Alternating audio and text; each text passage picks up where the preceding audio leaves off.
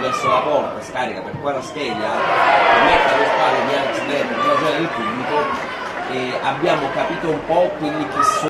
Ti chiedo un po' che atmosfera c'è oggi e come stanno vivendo i tifosi questo allenamento proprio vicino ai giocatori. Nel frattempo gol di qui c'ha.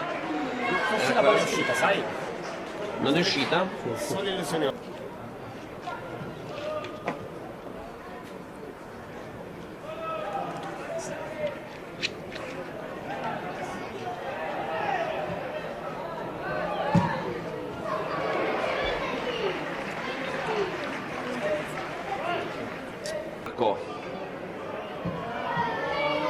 A parte abbiamo visto un gol di Andrea Petagna di tacco, molto pregevole ed elegante, ma soprattutto Marco, io voglio dire Costanzo pronto a negargli la ricezione della palla, e nel frattempo in attesa Di un bel gol di Lozano. di un gran di Lozano, che diciamo che fa lì, quindi prontamente smentita dall'entourage del giocatore.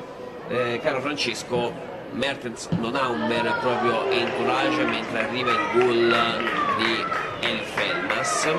Zerbin, no scusa, Violino inganna il fatto che abbia fare con il Napoli in questo momento è bloccato, perché ci sarebbe un accordo con il giocatore e con l'Udinese a 18 milioni di euro più bonus. Nel frattempo è arrivato un altro gol che dà. sì, con una grande azione tra l'altro di Mattias Oliveira, che si è inserito centralmente, ha dribblato Rachmani e poi ha scaricato per Kvaratskhelia, che da ottima posizione non poteva far altro che insaccare.